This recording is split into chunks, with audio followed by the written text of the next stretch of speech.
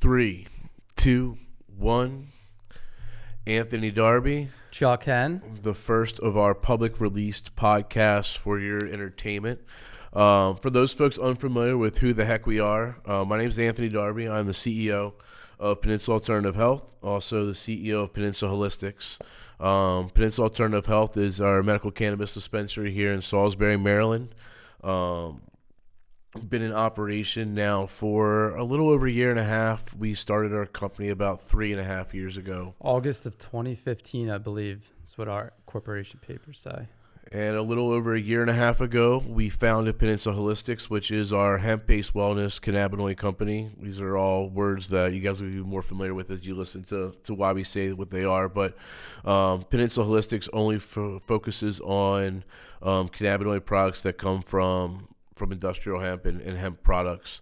The state of Maryland, because of the way that we are regulated, doesn't allow us to sell any products other than we're part of the Maryland system within our dispensary.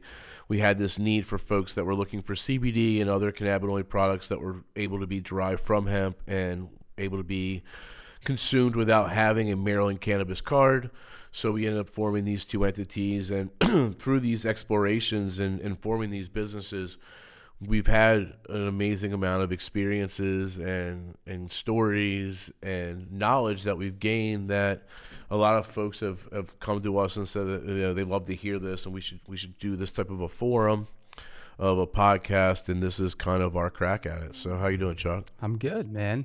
It's good to be live. I think we've been toying around with this for a while. I think we all believe that this will be a great outlet, a way for us to share what we've learned, as Darby was kind of alluding to, and also give us a chance to expand on what we know too, as more people are participating in the conversations going forward. So it's going to be a collaborative. It's not just going to be us. We're going to have lots of guests on. We're going to be hopefully bring some of the top performers in the cannabis industry right to you guys, some of the top performers in the hemp industry right to you guys, and really making this really an educational forum, and not just engaging, but entertaining as well.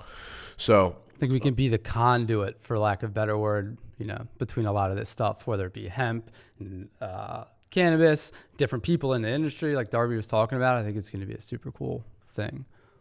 Set the background a little bit. So for those folks that are not familiar with me, I started in sales and business development back in 2005, held a variety of different roles, selling software, selling products for American Express, a lot of different opportunities that gave me a really good insight to be able to see, who are some of the top performing small businesses and who are some of the top performing mid-sized businesses, and what are these guys doing that makes them so successful, and even had a little bit of experience in the franchise world and got to see what makes a concept be able to explode at a level where you can go from 200 locations to 1,000 locations. So my background is really on that entrepreneurial business development side, and I'd always been a cannabis user since really early college days. I didn't really use cannabis a lot in high school. I was really a heavy drinker, to be completely honest. And it was then through college when I met some friends, like most of us, was introduced to cannabis. And then after college, really altered the way that I used cannabis into more of like a medical value, and to the point that, everyone kind of called it my medicine, even when it was still this illegal drug. So I've always had this tie to cannabis and this love for growing a business. So when the opportunity came to start a dispensary, although it definitely wasn't the first thing that we chose, when we finally did get our minds around that concept, I felt like my background led me to be in a good position to take a CEO role, and to do that successfully, I needed to have some really amazing partners, and my partners in both businesses are Chuck Henn, who is our role as our COO, and he'll kind of run through a little bit about his background in a second. We also have Dan Corpon as our Chief Technology Officer. He's got background in both finance and hospital background on the technology and finance side of those institutions. He's done a lot within the last 6 months within our business of really making us scalable and cleaning things up. And then everyone who's familiar with us has got to be familiar with Dr. Hoffman. Dr. Mary Pat Hoffman, PharmD, is our trusted clinical director. She has led us down the medical side, the clinical side of this path, and really gave us a level up on what we feel the competition in not only the state, but even at a national level, speaking on a national stage at the Cannabis Science Conference. So we have a pretty well-rounded team, a PharmD, a nerd, a cocky sales guy, and myself, and then Chuck is really the concrete and is our chief operations officer. Chuck, give him a little bit about your background. Yeah, so thanks for the introduction there, Darbs. My background is pretty diverse, I would say. Like Darby and Corpon, the three of us all graduated from Salisbury University right here in Salisbury, Maryland. After that, I moved back to Baltimore, and I worked in finance for 3 years, from 2007 to 2010. That experience was great because it was the height of the financial crisis. I got to see a lot of things that kind of took everything down. We were in charge of financial reporting for a bunch of mutual funds and stuff, and all those mutual funds held their credit default swaps. So it was it was a tough time for the nation, but it was an interesting time to learn about economics and kind of how things work. After that, I got bored of sitting in a cubicle. If anybody knows me, they know that's not my steez in life. So I left and I got into an electrical apprenticeship in Washington, D.C. It was a 5-year apprenticeship program doing commercial and industrial electric work and large projects in and around D.C. I did that for 8 years. By the end, I was a foreman, I guess, for the last 4. So I had the opportunity to run a lot of cool jobs, a lot of historic jobs in DC. Deal with a lot of regulators? Oh, yeah. Deal with a lot of regulation. If anybody is in construction, especially this day and age, construction's way different than it was back in the day. You know how OSHA, a lot of the general contractors, through insurance companies mandate a lot of regulation. So a large portion of my day as a foreman and as a supervisor were spent overseeing regulation. It changes so much from your day to day. Yeah, I feel like I never left. I just don't get up as early. So that kind of background in managing these large projects, managing a large, diverse group of people, and dealing with the regulations, and just from the inspection point, because we deal with that all the time through the MMCC. We deal with that all the time in construction. Those kind of things allow me to do my job today for both Peninsula Alternative Health and Peninsula Holistics. A lot of times when we are looking at new business opportunities or even just really the direction of how we run our organizations and our businesses, I seem to be more the conduit of ideas and saying, hey, can we do this? And what happens if we do this? And I feel really strongly we could do this, but I'd feel even more strongly if someone could give me some numbers to back it up. Typically I can go to Chuck and say, can you fortify this idea for me, or can you substantiate my hypothesis that if we do X, Y, and Z, we'll do this? And you got to understand, for those folks that are really unfamiliar with the markets that we operate in. I mean, when we say emerging markets, we operate in some of the most tumultuous of waters. The changes on the absolute daily. Something that was legal yesterday is no longer legal today. Something that was completely banned yesterday is now endorsed today. It's and then a lot of gray area. We painfully just went through our IRS tax process, and the truth be told, there's no case law to substantiate anything. I mean, you really have to be the dictators of what happens here. So a lot of the things that we do, whether we like it or not, is really setting precedent for those that come behind us. How we file our taxes, how we participate, how we follow the MMC regulations, all these different things that are up for interpretation. At the level that we are at in this stage of the market, we are really dictating and influencing what others are doing, and we see it immediately, and especially in our dispensaries. That's one of the greatest things, compliments that I see is we go and we change something or we do something, and then you see the ripple effect of 5 people follow and emulate or copy the exact same thing, and you know that it was a good idea because other people are trying to do it and it's working. So I wanted to at least provide some foundational background of kind of who you hear behind these microphones and who's talking. We're going to talk about hemp. We're going to talk about cannabis. We're going to talk about laws. We're going to have cool people in. I hope to bring in a variety of folks to talk about a variety of different topics to keep this engaging and appealing to folks that may not care about cannabis as much as they care about the agricultural side of hemp and spot pricing of future hemp products, to those folks that are not so much interested in hemp but would love to know more about the future of the concentrate market here in the United States and things like that. So we'll try to be really in the details of these different areas in a broad way so that from someone on the street, you're able to get an inside purview and perspective that is really tough for you to get anywhere else. I feel like a great way to start with that kind of insider look is to do a 2019 legislative wrap-up. So Chuck alluded to the fact that we've been playing Make Pretend podcast now for almost 2 months now, I think. Yeah. Like we have 6 episodes so far, I believe. And roughly the beginning of the legislative session was when we started. And we did probably 3 different runs of this because we did one in the very beginning, we did one that we had an update, and now we have one now, and it's changed tremendously. And we're talking to lobbyists. We're talking to guys that are completely in the know. But it's just amazing how these bills flow through, what gets passed, what doesn't get passed.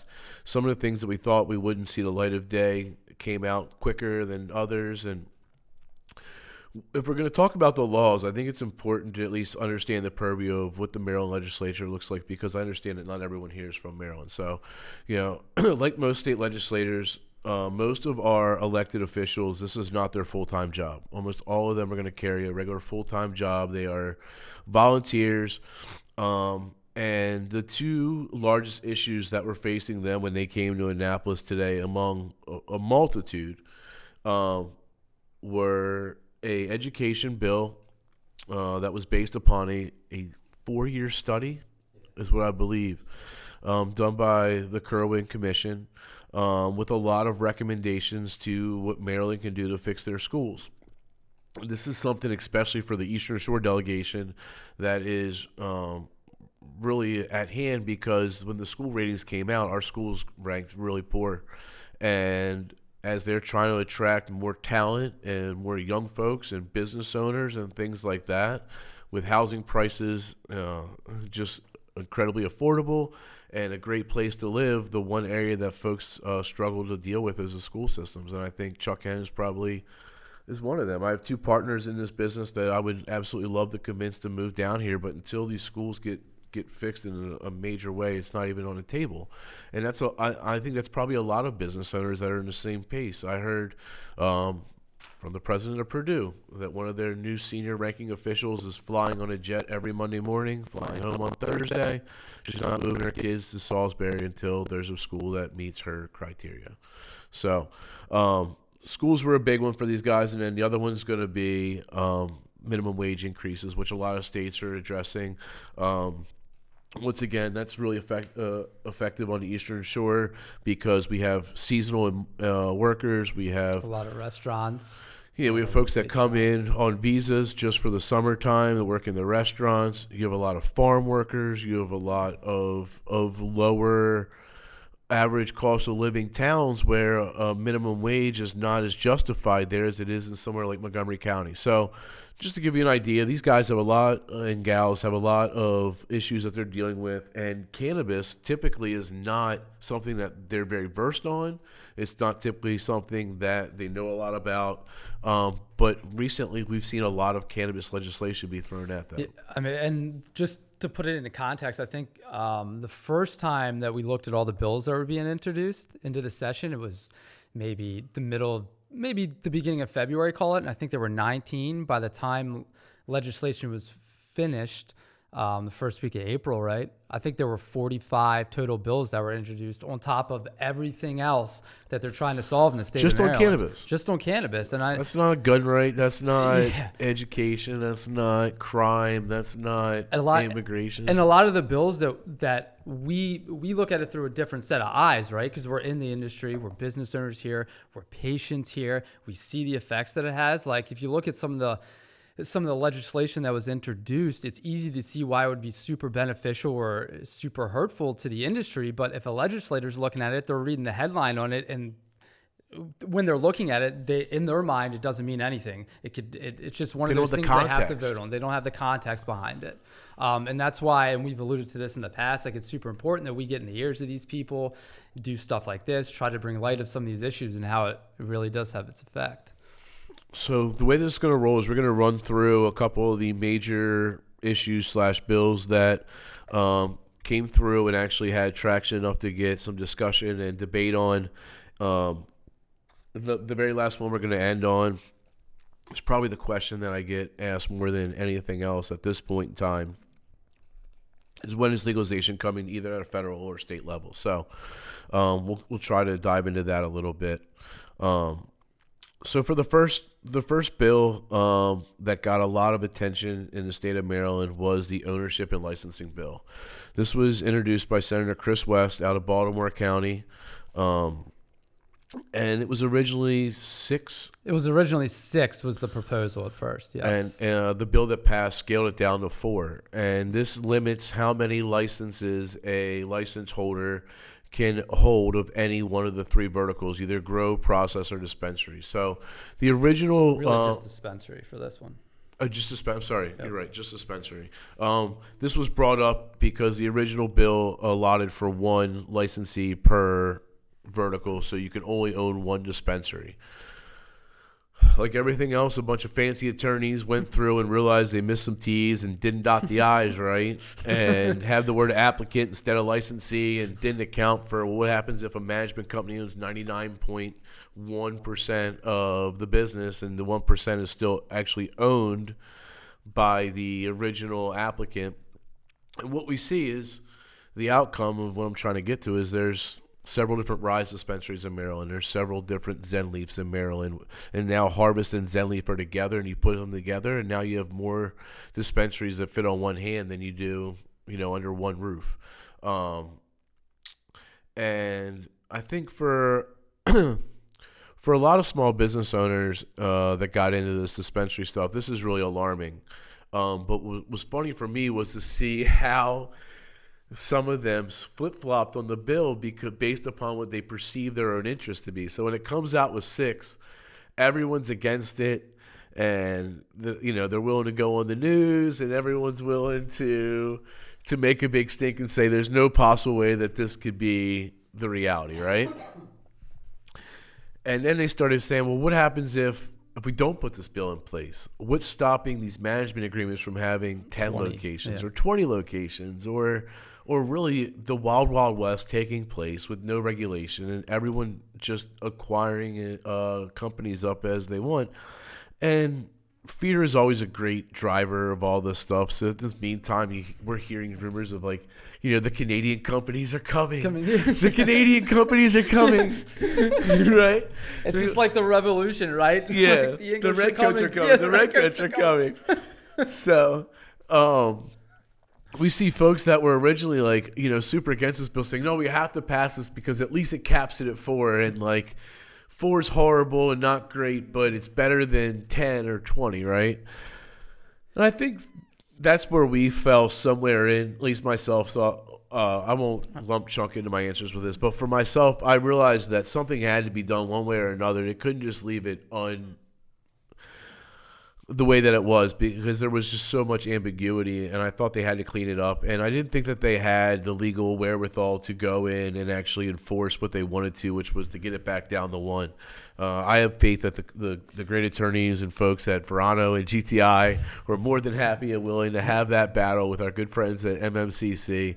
And unfortunately, I just don't know that they have the firepower that those guys have, and I think it would have just gotten tied up. So I think that at the end of the day, although it's it's a little alarming because as someone who planned to only have one dispensary, who had felt that we could only have one dispensary over the first 18 months and have been in different situations to act differently through our behavior. If we would have known this law, I could be a little sour grapes, but at the same time, I just think it's a little bit of the evolution of Maryland, and I think it's a good bill. Charles? Yeah, no, I don't disagree with very much of what Darby said. I think, at least for me, there's a lot of, it's more than what it seems on the surface, just like anything, right? I mean, right now, when there were 102 pre-approval stage 1 licenses in the state of Maryland, and they were all supposed to be operational within 12 months of getting that pre-approval. Well, it turns out 4 of us were actually operational out of 102.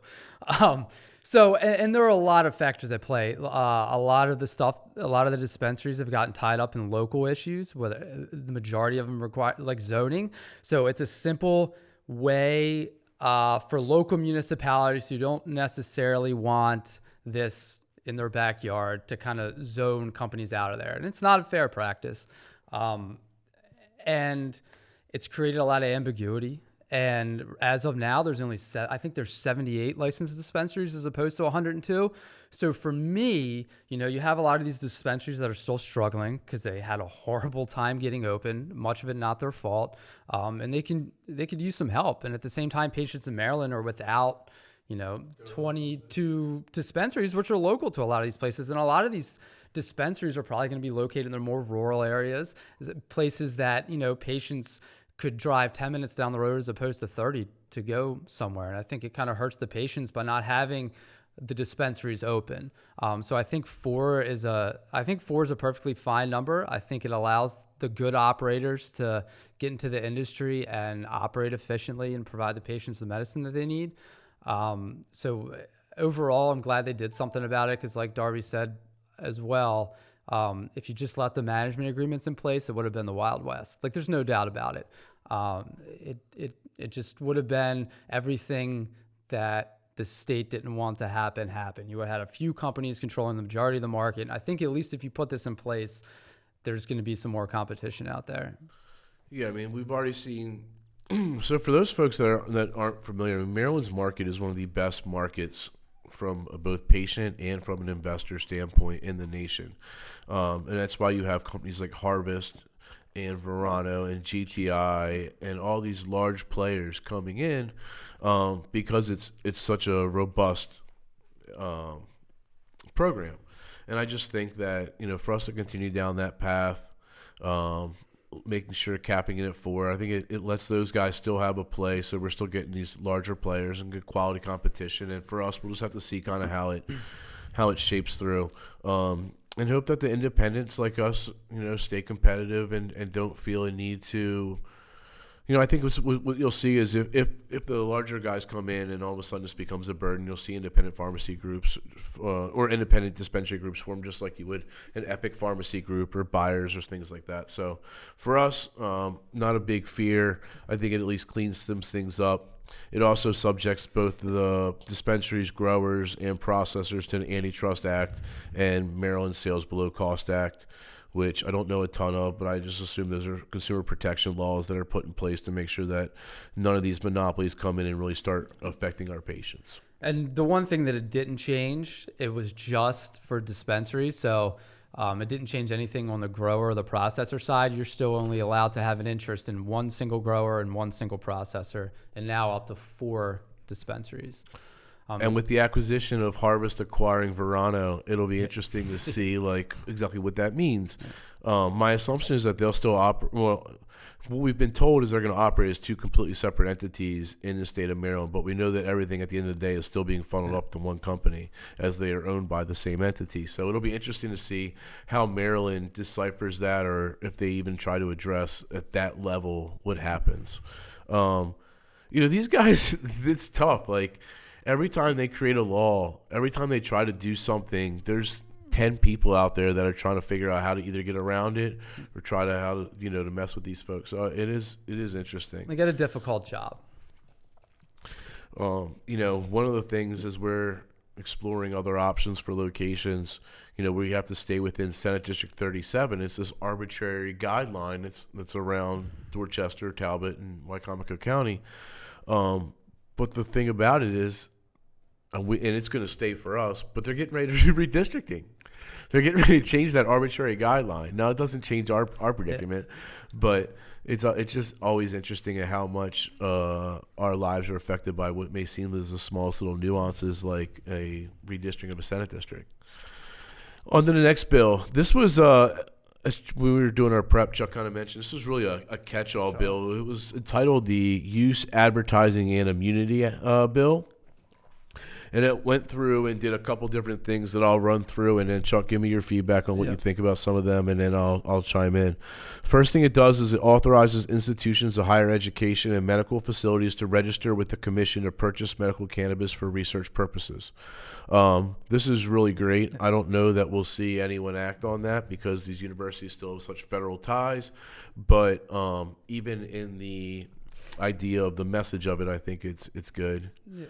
No, I agree with that. I think anything we can do to further the research in this, especially to put it in kind of that institutional research place, is a good idea. The bill requires the commission to allow licensed dispensaries to sell edible cannabis products. It increases the length of time medical cannabis license holder must be actively engaged in the industry before selling or transferring ownership of a license from 2 years or 3 years. It expands legal protection for individuals participating in the state's medical cannabis program, and it also regulates medical cannabis advertising. It says it does a lot of those things, but in some ways it just basically touches on some of them more than it really regulates hard. Do you want to go through in some of the changes or outcomes you think? Yeah, so I guess the biggest one that everybody, that maybe the second biggest question besides when's the adult use legalization coming is the edible program. It's something that is super popular out west. It's something that everybody knows about, and it's also one of the most controversial things, only because of the dosing. It's really hard to get those doses right. And, when people ask us about it, that's still the catch-all. But I really do think that Maryland, with the testing requirements we have in place and the growers and the processors that are here in the state, I think they understand how to do it properly, how to regulate it, and how to dose it. And at the same time, I also think it's a great solution to some of our patients who could use that. I mean, edibles are a game changer for a lot of people, and it's something that we get a lot of questions about, and we're happy to hopefully be able to provide this sometime at the end of the year. I think the real talk, and this is, it's tough to say, but truthfully, I'm kind of glad the edibles didn't roll out in the very beginning, because I do believe that it creates an additional set of risks and variables that we don't face with most of the products that we have in our dispensary. But overwhelmingly, it's got to be the number one demand that we hear. And when you guys getting edibles? And to Chuck's point, there's a lot of patients that it truly is the best method of administration for them. And more than anything else, it's what they want. When you look at these consumer studies, although cookies and brownies are non-traditional forms of medication, cannabis is a non-traditional medication. And people like the idea that they get to dose in a brownie. And if they're feeling bad and a brownie that's sweet that brings them joy with some THC in it is able to regulate their body and allow them to get the best night's sleep they ever had, then we should be empowering patients to do that. So I'm willing to muster the additional risk and liabilities in the favor of, I think it's good. It's time that patients now have this option of edibles. And at this point, we've seen the line pushed. I mean, we have troches in our dispensary.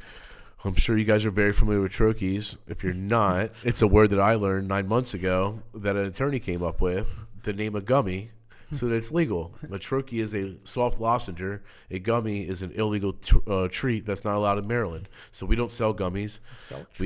Or even artisanal gummies, which you may see advertised in other states that look exactly like the gummies that we have, or troches in our dispensary. But we're starting to see these guys, Betty's, Eddie's.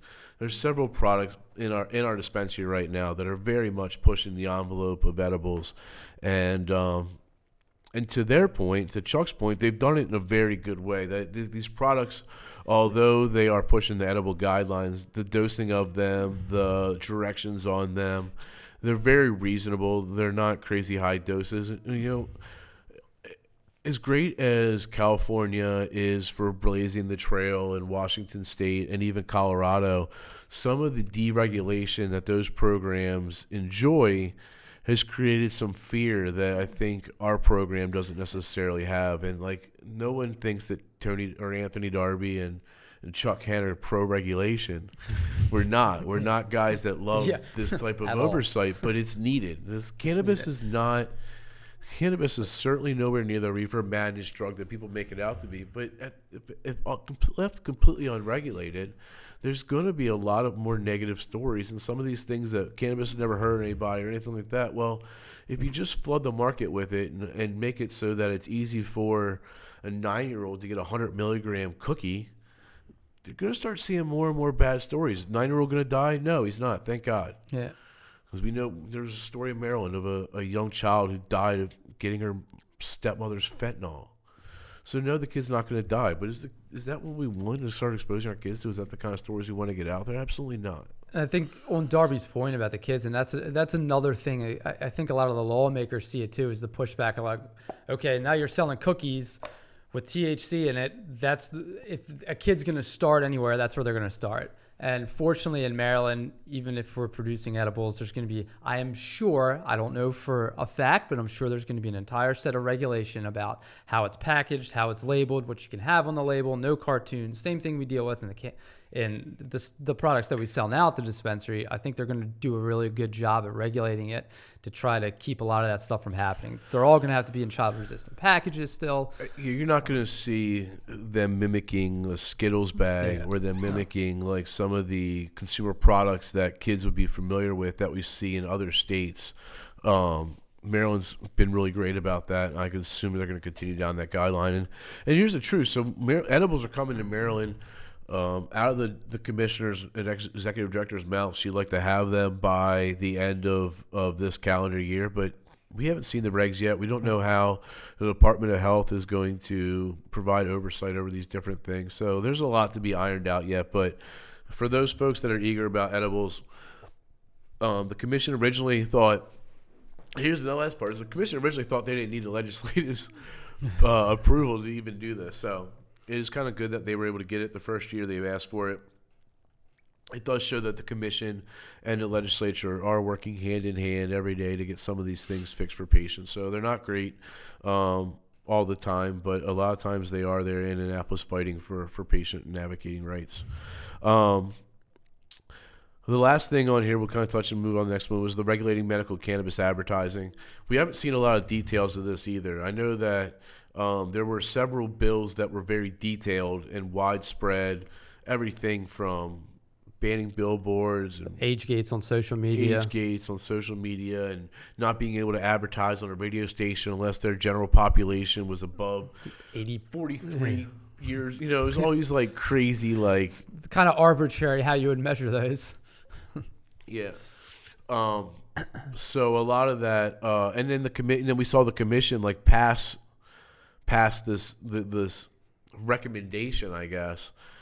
But once again, they're unable to enforce it. Yeah. The legislature didn't endorse it either. So we'll see some regulation on advertising, but nothing has been super ironed out as at this point. I will just say the one thing in regards to the advertising for those of us that are in the industry, we can help ourselves out here. And that's kind of what the commission said, and what our lobbyists have said is that, you know, like, it's not a recreational program. And a lot of the stuff that we do as a dispensary, we try to keep it as professional and medical as possible. And Maryland's super good about it for the most part. A lot of the growers, processors, dispensaries try to do that. But it's that one or two things that people put out there that catches somebody's eye that drives all the regulation. So just a plea to our other participents in the industry just to keep it professional. So we had one advertising issue here in Salisbury with us, and it wasn't even us. But because we were kind of seen as the cannabis player in Salisbury, when people saw medical marijuana yard signs start popping up on Route 50 and Route 13, it was a doctor that was doing recommendations. But they were just yard signs that said, try medical marijuana, and a phone number. Like, inappropriate to the point that I went through and picked some of them up and took them down because it was a bad look for us. And I believe in self-policing the industry, and the industry sure as heck made it so that they didn't want these yard signs popping up that make our industry look bad. I went and took them down. We had a certain industry player put Adam and Eve passing a joint on Route 50 right before all the politicians head down to the Tallest Crab and Clam Bake. They all drive by that billboard and they see it, and it caused an uproar, which is one of the catalysts for this advertising bill being started in the first place. So I'm glad Chuck brought something up because, I do believe that a lot of this stuff, if we self-police and self-regulate, because the politicians and legislators are so out of the loop, they leave us alone.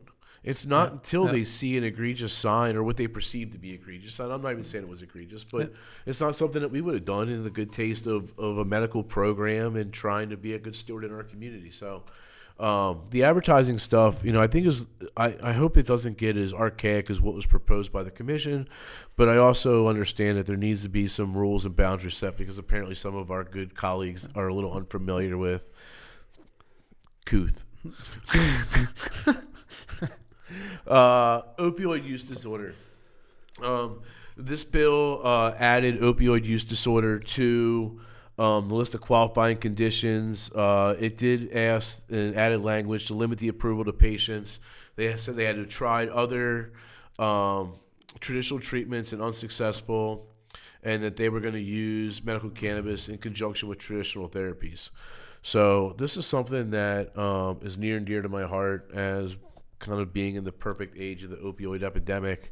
1998, 2000 in Pasadena when all of a sudden people started stealing their parents' oxys, and then their parents cut them off and they started doing heroin. Then they started dying and having all kinds of negative repercussions. And a lot of really good friends and family members, some through accidents, some through sports injuries. A lot of folks have found themselves in this opioid dependency situation, and I am of the very utmost belief that medical cannabis has a huge role in this epidemic that we face right now.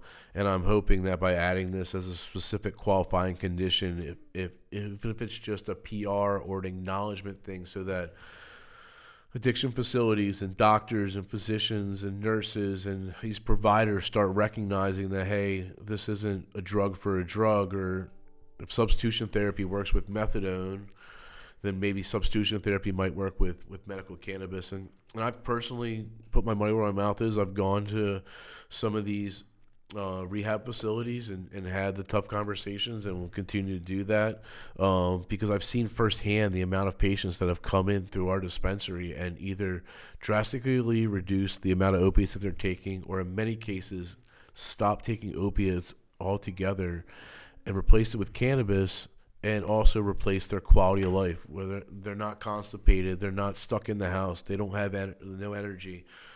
They see their kids, they're going to church, they're going to work, they're doing what they need to do, and cannabis has completely helped them go through a dependency and an addiction into a quality of life. So kudos to Senator Bobby Zirkin and Delegate Glenn for working together on this bill, and I hope that this is more proof that we're onto something here.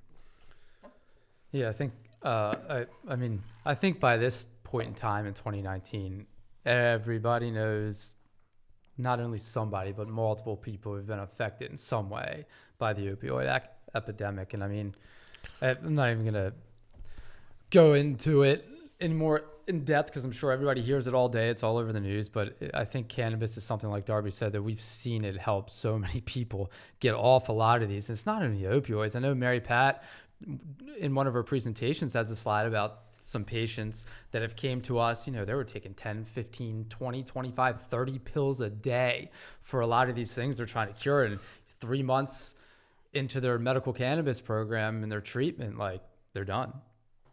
Yeah, they're off. They're done. The majority of the other medications. It doesn't alleviate everything. Some of them still have some stuff they have to take, but like the bad ones that mess up your liver and your kidneys and have these dependencies, like, it's not just opioids. Like, get off of them. You know, things like Lyrica, the benzos, all these different Ambien at night's not the best thing in the world. Like, like here we have cannabis, one of the most amazing therapies for insomnia that's ever existed. And, people shove their nose and they give folks Ambien. I mean, my personal experience with Ambien was giving it to my father to sleep, and then him like sleepwalking at 4:00 in the morning, like awake but not asleep, and then it just seemed like it was brutal. So, I'm glad that the folks are continuing to recognize this, and I think that what this does, I guess what I wanted to get at was this doesn't mean all of a sudden now we're going to start treating opioid use disorder in our dispensaries, because we've been treating it now for a while, since the day we opened, mostly under the chronic pain or other issue.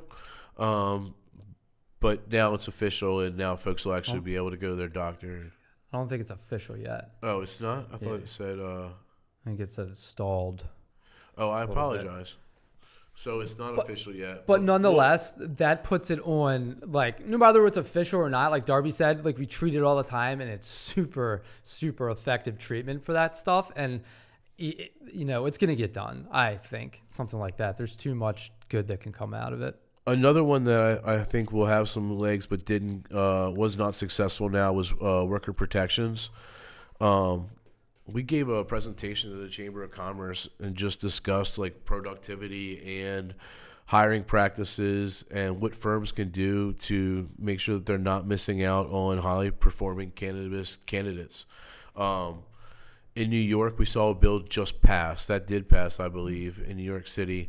Matter of fact, that was tied into an article, Chuck, where they were talking, and the headline was, like, postgraduates no longer stress about finding the job at the top firm. Morgan Stanley, Citibank, and 2 other firms no longer test for marijuana, and one of them no longer tests for any drugs at all.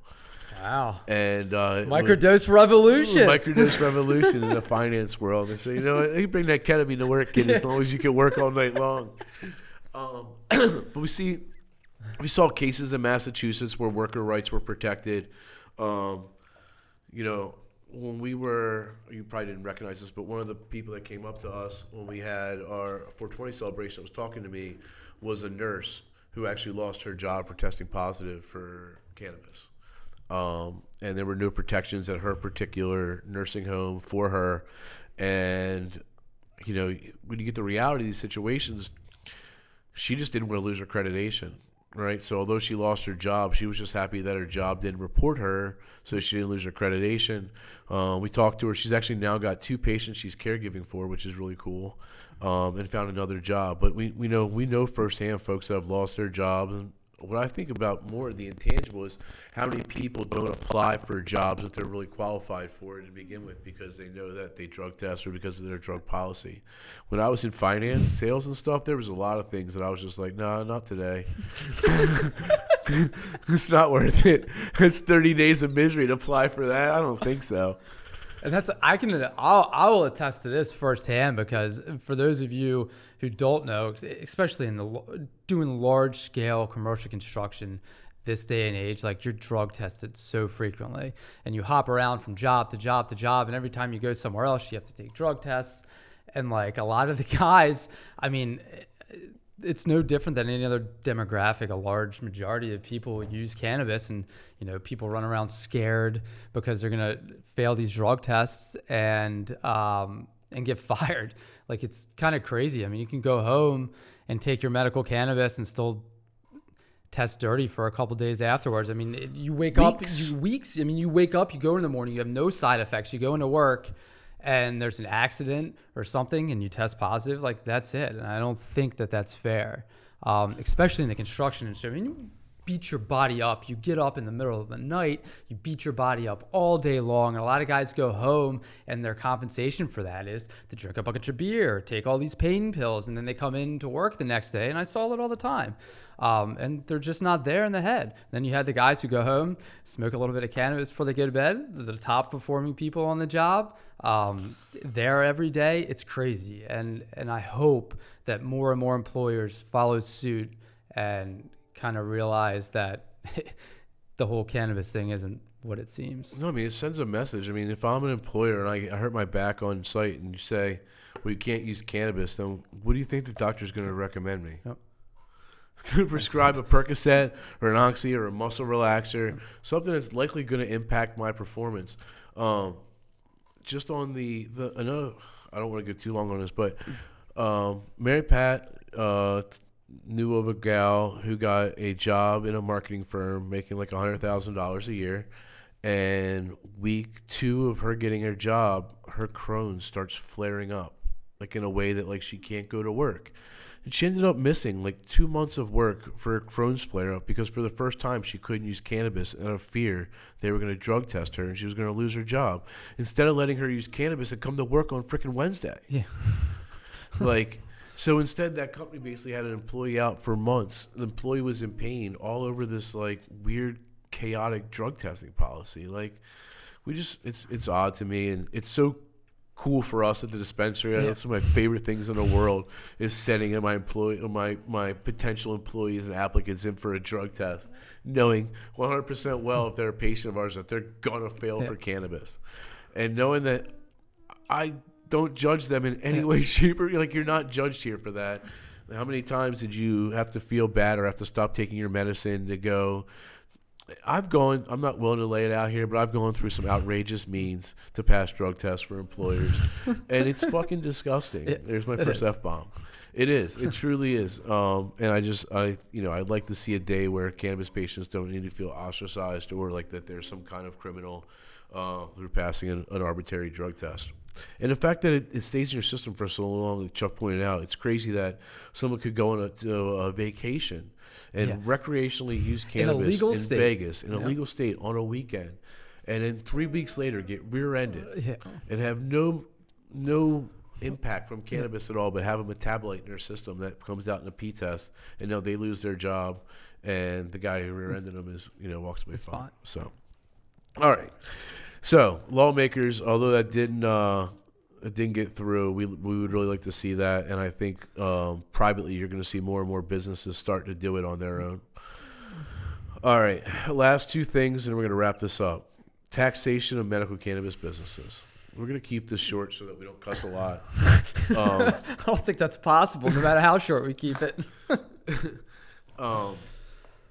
So for those folks that don't understand, there's the John Gotti rule. IRS 280E basically says that any business that does anything that's federally illegal but takes revenue or income from those illegal activities is not treated like a regular business, but still must pay taxes. It must pay taxes on everything minus what you paid for whatever it is you sold. Your cost of goods sold. Cost of goods sold. So our employee salaries, improvements to the building, IT infrastructure, marketing framework, like anything you can think of that is not the cost of our product. If you own a business and you're listening to this podcast and you just said, "What about whatever you just said?" No, doesn't matter. But nope, doesn't matter. That's the only good thing about this process is it's one of the easiest. I just thought about this. We pay our accountants a lot of money for a pretty easy equation. It's 2 check boxes. It's a fairly easy equation. No. But yeah. So and what now you're seeing is it wasn't something that was talked about when there was 3 states and there was only 200 operators. But now you have multinational companies and national companies. You have 33 states now with programs, and it's becoming more of a situation. Until they fix this, the 2 major challenges for any state legal entity that's federally legal is your IRS and then really banking. So you're seeing some bills start pop up to address these needs. It didn't get through. I gotta admit that I think the only reason why a bill like this doesn't get through is just because of apathy of hearing so much cannabis legislation. They got killed with the dispensary location bill. They got killed on the edible bill. All their time was spent on that. It doesn't seem like this is something that people would be staunchly opposed to. I think in like this, I mean, there's a lot of stuff that we do in this industry that's really hard to grasp for a lot of people if you're not really in it every day. And something like this, when you try to explain how it affects a business, is one of those things that people really just can't grasp. So, simple example, if our company did $1 million in sales and we paid $500 $500,000, that was our cost for the product that we sold, we would have a tax bill of $500,000. So what that doesn't include is all the expenses that we paid in salaries, in payroll taxes, in rent, in security costs, keep the lights on, electricity, power, Comcast, marketing, anything you can think of, all our IT infrastructure. Like we want to, and look, we've done everything right. So we don't pay our employees minimum wage. Like we don't skirt by the minimum here. We bought and make expenditures significantly in security and things like that, and then it's all for nothing. I mean, so basically at the end of the day, you have to end up paying taxes on $500,000 instead of, say, $200,000, and that's a huge difference. And what I try to tell people, especially the politicians, is like, our business, like, we're trying to grow the business. We're not trying to take this money out of the business. If I have to pay the government everything that we make, unfortunately, I can't hire more people, which is something I really want to do. I can't do capital improvements to the building because it's something that I really want to do. I can't keep on doing community outreach, even though it's something I really want to do. We just don't have the money for it because apparently the IRS is better at allocating our money than we are. And I think that was my little, for the day. But as very well reserved, Mr. Chuck. I'm very proud of you. I tried. I was as good as I can do. But I think that we're seeing some movement here, especially at the federal level. The States Act, I think, will fix some of this to a certain degree. That's essentially more or less a banking act. We're fortunate enough to now have a banking partner. We didn't for the first year, but these little things, like, it's night and day what we're able to do when we get some of these services that traditional businesses have. And I think that as the industry evolves, certainly the patients are going to start to see that. When people think banking, they say, oh, you can't have a bank account. Well, no, we can have a bank account, but we can't use Shopify. We can't use online platforms. We don't have a credit card. Use credit cards. Like, we can't. And that's not just for cannabis. That's for our hemp business oftentimes, too. We just were served a notice last week. Our merchant service account is in jeopardy again after I spent damn near 2 months to get it set up in the first place. And those guys that know my background through I trickle through we work with a payment processing company.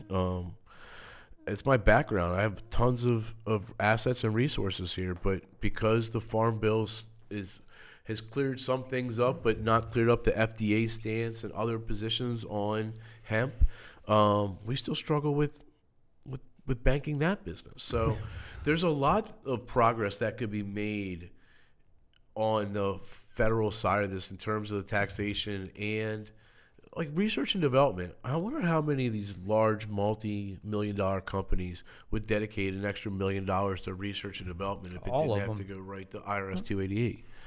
I mean, Chuck said, we're not trying to take the money out of the business even. We would love to just reinvest the money, but the money, if we got to pay the money can only go one place, and you got to pay the IRS. So once that's done, we don't pay ourselves, nor do we make the investments in the business. I mean, so it's an important bill. I'd like to see some traction. And I think at a federal level, it's really more important in terms of its impact on us at a state level, but it would be great if we could see that. The very last thing that we're going to end on is kind of this discussion around what the legalization of cannabis. It's going through a couple different names. So it used to be rec use, and then that sounded too irresponsible. So then it was adult use, and then they're not users, they're consumers. So now I believe the PC term for now is adult consumption market. Full legalization of cannabis where you can go and purchase it at any type of a regulated entity. I've gone all over on this. First, I was completely for it. Then I actually favored just well-regulated medical states with high levels of access. And then I was really introduced to a lot of the purview and legal ramifications that come with legalizing cannabis. And it's funny. Most people's lives are not affected. Even cannabis users' lives are not affected by cannabis being illegal at this point, even if you're not a patient. But those that are seem like they're grossly impacted. It seems like a lot of times these laws are used in conjunction with other instances that have exponential impacts on folks. The idea of maybe they got in trouble once, they got pulled over, and now they have a little bit of weed on them. That's now used to get them back into the system, and things get complicated. And the truth is the catalyst to them getting back into the system was something as simple as maybe having 11 grams of weed on you instead of 10. Which is such an arbitrary number. So I am now for the legalization of cannabis in Maryland under a regulated environment. And I think what you're going to see, we follow this really often. So cannabis is certainly a social issue more than anything else when you talk about the legalization of it. And it follows other social issues. One that it follows very closely, in Maryland at least, is gay marriage.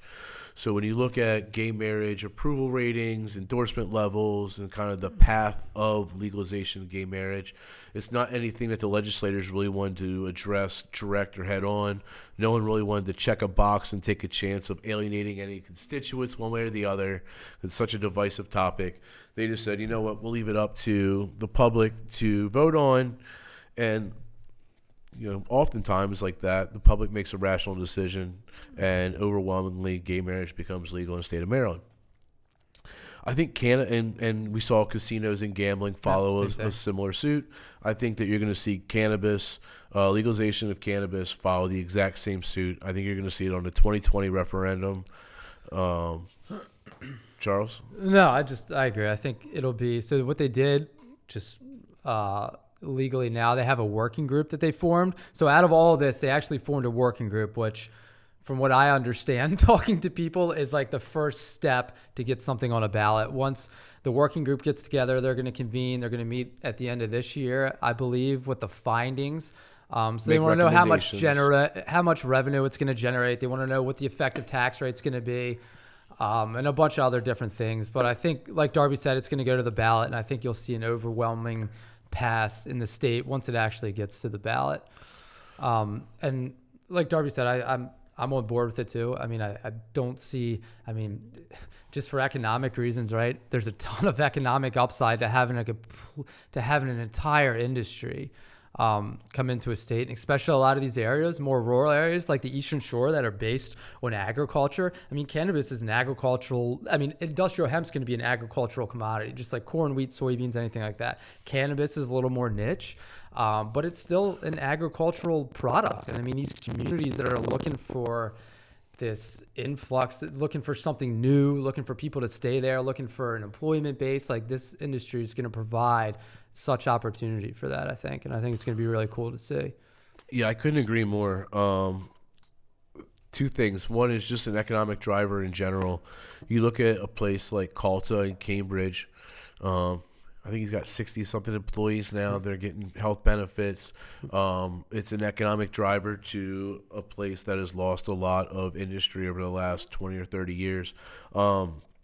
My big prediction that I've been kind of stumping around, I saw it's becoming less and less of a kind of a wild card, because I just saw this weekend a Baltimore City mayoral candidate is proposing basically Baltimore City legalize and tax cannabis to fund pre-K.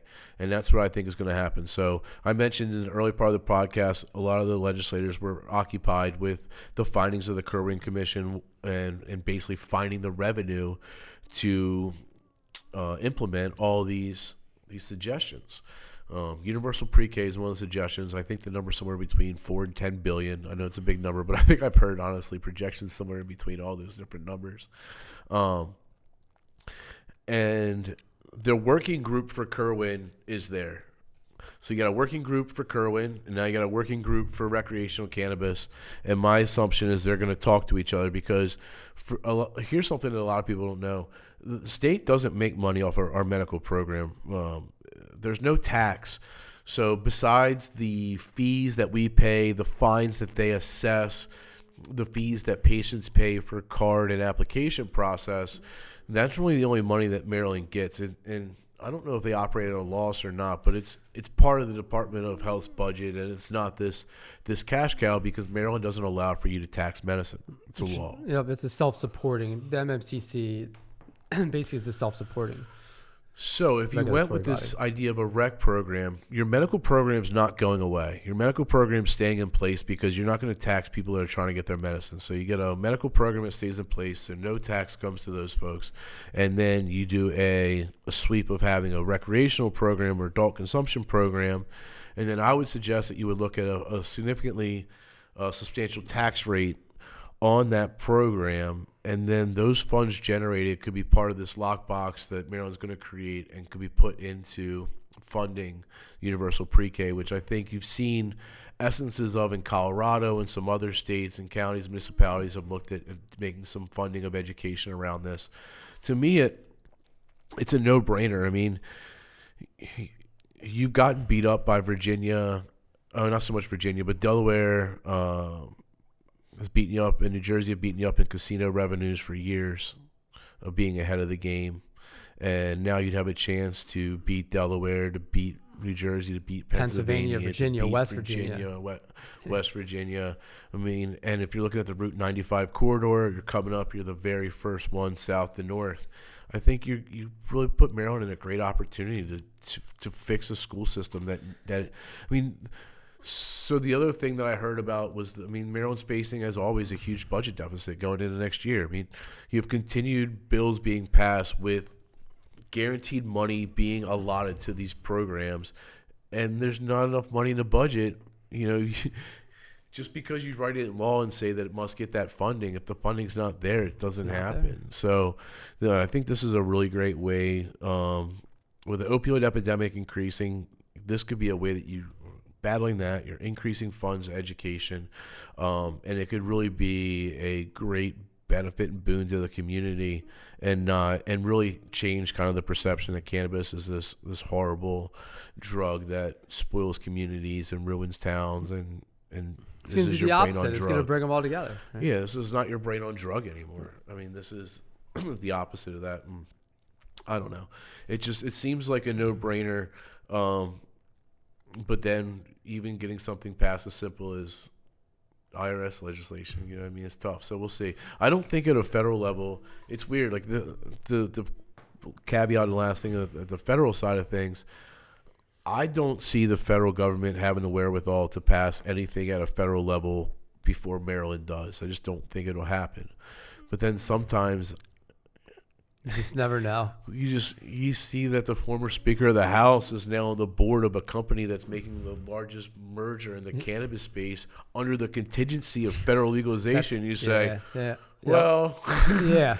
I mean that I'm glad you mentioned that, because when you see that line, like it's a $3.4 billion, I think it's a $3.4 billion merger, right, between Canopy Growth, who's one of Canada's largest companies, and Acreage Holding, which is one of the United States' largest holdings. And the whole deal, they even put the price in place, $3.4 billion, contingent upon federal legalization in the U.S. I don't think either one of us see a way that deal gets done and goes public and hits the news wire unless there's not something going on somewhere. Man, when you're John Boehner, former Speaker of the House, you got a lot of whiskey to drink and cigars to smoke in Kentucky. You don't need to be out hammering cannabis deals, and unless two things. I mean, you're motivated, or B, you think you can get it done. I think you got to feel both of them. And I think when you get a conservative like John Boehner, who goes, "Oh, yeah, I changed my mind about cannabis," it almost makes it okay for a ton of following suit guys that say, "Well, he said it's okay now." It's a precedent, man. He set that precedent. So, I think 3 to 5 years is the window that we always talk about for full legalization at a federal or at least a full state level. What that looks like, we'll see. For us, it's the most important thing, and Chuck and I will agree on this, and this will be the last thing we say. As cool as it is to think about recreation, adult use, and all of that, for us, it's more about continuing and building out these medical programs, continuing the research and development. There's so much anecdotal information coming to light that until we get the freedom to do good research, until we get the ability and dollars to be able to do clinical trials on this stuff, reinvest in our companies, we're always going to be a leg behind modern medicine. And I think that federal legalization of at this stage that we can go work with a bank and that we can go get a university research grant and that we're able to move like a traditional business, that's what's most important. And that's really what's going to take cannabis from where it's still at in its toddler stage right now. It's not an infant any longer for sure, but it's definitely not mature. I mean, there's still years and years years away. and years and years ahead to go. So we will see. So that's our first one. So I hope you guys enjoyed getting some insight into what the Maryland cannabis bills looked like this month. That was probably one of the more drier topics that we'll get into, to be honest with you. We'll try to get into some funner ones, but I definitely wanted to give you guys insight into what we see and what we think when we see these bills getting published on the front of the Baltimore Sun with a headline and a 10-word article. So Anthony, Darby signing off. Chuck Henn, any last words? No. We'll see you guys back next week. Podcast number 1 in the books. Take care.